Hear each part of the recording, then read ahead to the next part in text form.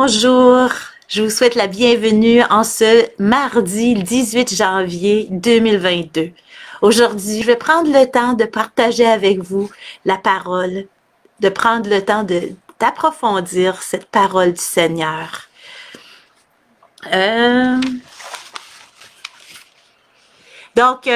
Excusez, je regarde un peu les techniques. Aujourd'hui, toute la technique, là.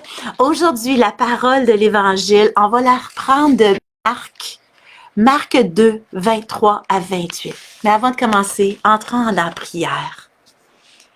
Seigneur Jésus, je te demande d'envoyer ton Esprit Saint afin de nous éclairer, afin de nous ouvrir le cœur à ta parole, Seigneur. Aide-moi que les paroles que je partage viennent de toi, Seigneur. Et ce qui ne vient pas de toi, on le remet. Ouvre nos yeux, ouvre nos cœurs à ta parole, à ton amour, à ton message que tu veux nous donner aujourd'hui d'une manière tout à fait spéciale. Au nom de Jésus, on te dit merci. Amen. Donc, l'Évangile de Jésus-Christ selon saint Marc. Un jour de sabbat, Jésus marchait à travers les champs de blé, et ses disciples, chemin faisant, se mirent à arracher des épis. Les pharisiens lui disaient, « Regarde ce qu'ils font le jour du sabbat. Cela n'est pas permis. » Et Jésus leur dit, « N'avez-vous jamais lu ce que fit David lorsqu'il fut dans le besoin et qu'il eut faim lui-même et ceux qui l'accompagnaient? Au temps du grand prêtre Abiatar, il entra dans la maison de Dieu et mangea les pains de l'offrande que nul n'a le droit de manger, sinon les prêtres, et il en donna aussi à ceux qui l'accompagnaient. Il leur disait encore, « Le sabbat a été fait pour l'homme, et non pas l'homme pour le sabbat. Voilà pourquoi le Fils de l'homme est maître même du sabbat. » Merci Seigneur pour ta parole. Puis si on prend le temps de creuser cette parole un peu, si on prend le temps de se poser des questions, j'ai pris le temps d'approfondir et de le relire plusieurs fois. Puis ce que je constate, Jésus fait les choses différemment. Il les fait différemment. Il est différent. C'est plus qu'il fait quelque chose différemment. Il est différent. Il y a vraiment un regard neuf. Il y a un changement d'attitude face à ce qu'il y a autour de lui. Puis on voit dans l'écriture de Marc, dans tout son évangile, qu'il amène cette dimension nouveau de Jésus. Il le ramène souvent. On voit très bien que Jésus est connaisseur. Il connaît l'évangile. Tu sais, dans ce temps-là, il n'y avait pas de livre, il n'y avait pas de Bible chez eux. Fait que Jésus, il allait au temple, il observait le sabbat, il allait vérifier, apprendre, approfondir les paroles. Et ce qu'il remarque dans ce texte ici, c'est que les disciples, eux aussi, ont besoin d'un regard nouveau. Ils ont besoin d'être encouragés malgré les failles qu'ils ont dans leur vie. C'est clair que ça choque des gens autour de lui. Il met des gens à dos, il froisse ceux qui se disent corrects, ceux qui suivent les règles, ceux qui suivent les paroles de Dieu. Mais qu'est-ce qu'il apporte de plus dans ce nouveau? Tu sais, on voit le pape François a dit dans la joie de l'Évangile, Jésus est une éternelle nouveauté de Dieu. Il amène cette dimension-là. Saint Irénée, un des grands-pères de l'Église aussi, il a écrit, dans sa venue, Christ a apporté en lui toute nouveauté. Et on le voit dans ce texte ici. On voit qu'il y a une attitude qui change. C'est pas parce qu'on l'a toujours fait qu'on a à le faire encore aujourd'hui. Et je pense que ce message est encore bon pour aujourd'hui, pour chacun et chacune de nous. On voit dans Marc, il montre à quel point que Jésus amène une nouveauté. Il reste pas caché derrière des lois, des règles qui se présentent, des lois qui a pas d'âme, qui a pas de raison d'être. Il reste pas là, il se laisse pas enfermer. Puis on voit que Jésus est le maître de tout ça. Et on le voit aussi dans le texte, dans le texte de Samuel, dans la première lecture qu'il y aurait à la messe aujourd'hui, il dit, Dieu ne regarde pas comme les hommes. Jésus ne voit pas comme les hommes. Et les hommes regardent l'apparence, mais le Seigneur, lui, il regarde le cœur. Il prend le temps d'aller en profondeur. Et c'est exactement ce que fait Jésus. Jésus prend le temps d'aller voir en profondeur toutes les lois et tout. On voit ici que Jésus, il y a son attitude qui change. Il est pas là pour provoquer. Il amène des changements. Ça finit par provoquer ceux qui aiment le statu quo, ceux qui aiment que ça reste stable. Mais il nous aide à nous responsabiliser. Il est pas là pour nous accuser. Il est là pour nous aider à grandir. Il nous dit pas quoi faire. Il nous donne des conseils pour nous aider à aller plus loin. Et c'est ce qu'il fait ici. Il est la lumière. Il est cette lumière qui brille sur la terre. Puis oui, ça dérange. Ça dérange ceux qui préfèrent le statu quo, qui aiment cette sécurité.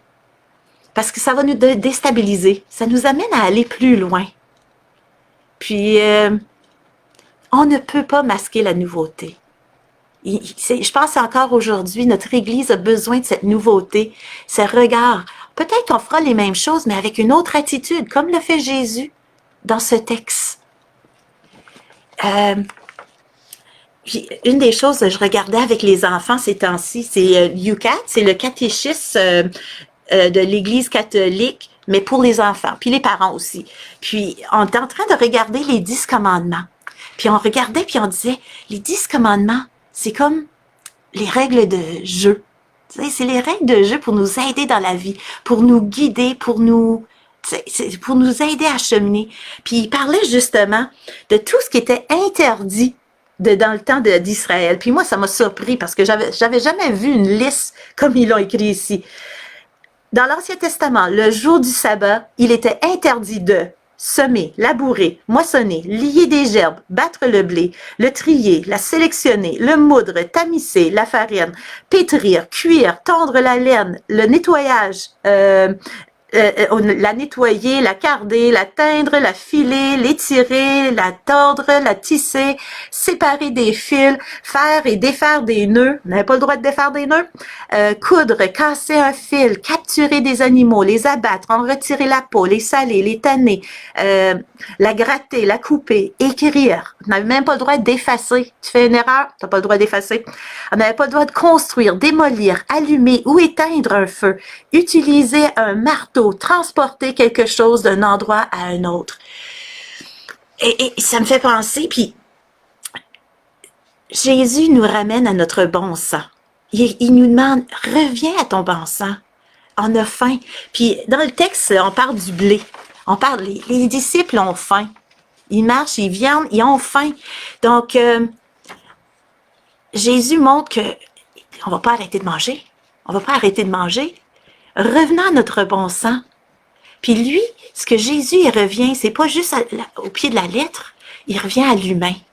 Il revient aux besoins de l'humain, de manger pour vivre, de s'apprivoisonner, que ce soit le sabbat ou peu importe la journée. Puis encore une fois, oui, ça peut être rassurant d'avoir ces règles-là pour certains. Puis pour d'autres, ça nous pose des questions. Ça nous ramène à nous poser des questions. Ce respect du jour du sabbat, oui, c'est important. On a besoin de ce temps de recul, ce temps de prendre une pause. Mais ce qui est le plus important, c'est l'attitude dans laquelle on la vit, ce sabbat. Oui, on va à la messe, oui, on prend le temps. Mais quelle attitude qu'on se met? Le Seigneur Jésus nous propose un chemin neuf. Il nous propose de revêtir du vêtement neuf, d'avoir un regard nouveau sur ce qui nous entoure, de ne pas rester figé au pied de la lettre, de se poser des questions et de voir, il est où l'humain là-dedans? Le Seigneur, il veut nous guider, il veut nous amener.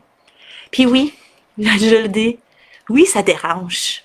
Ça nous demande d'aller un pas plus loin. Mais on a peut-être à se laisser déranger. On a peut-être à se poser des questions, à réfléchir, à approfondir sur la Bible, à approfondir la parole de Dieu pour aller plus loin, pour s'ouvrir puis pouvoir vraiment voir le visage de Dieu, le vrai visage de Dieu, cette image d'amour, cette image aimant. Dieu n'est pas la loi, il n'est pas dans la loi. La loi est là pour nous aider à cheminer, à avancer dans la vie. Parce que le but, c'est d'arriver à contempler le visage de Dieu. Le but, c'est d'avoir une vraie rencontre avec Jésus, d'aller en profondeur.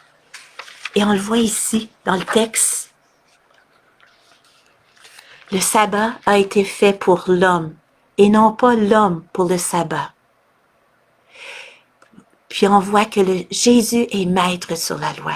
Fait que la loi est là, c'est des règles pour nous aider à jouer. Mais posons-nous des questions. Est-ce que ça m'approche de Jésus? Est-ce que ça m'approche de son amour, puis de cette relation que je veux bâtir avec lui? Puis je pense que c'est ça que Jésus, il nous dit aujourd'hui. Approchons-nous de lui. Restons pas collés aux lois, puis ça n'empêche pas, oui, on peut aller à la messe, on n'enlève pas tout ce qu'on a à vivre. Mais rappelons-nous de son amour pour nous.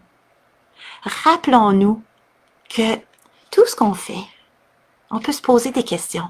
On peut aller en profondeur. Se dire, si je fais ça, si je dis ça, et c'est ce que je souhaite.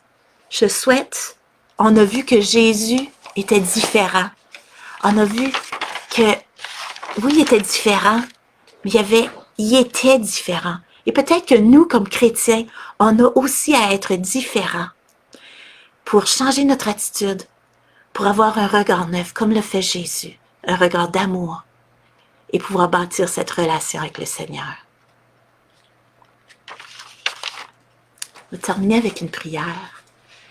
Seigneur Jésus, je te remercie pour ta parole. Je te remercie ta parole qui nous nourrit, qui nous aide à voir autrement, qui nous aide à nous approcher de toi, Seigneur. Merci pour ton amour. Esprit Saint, continue à nous éclairer. Continue à nous guider sur ce chemin que Jésus nous a montré, à marcher dans cette porte que Jésus nous a ouverte. Au nom de Jésus, Seigneur, on te remercie pour ta grandeur. Et là-dessus, on peut se bénir mutuellement. Je vous remercie de votre présence et que le Seigneur nous bénisse tous au nom du Père et du Fils et du Saint-Esprit. Amen. Je vous souhaite une excellente journée. Soyez bénis.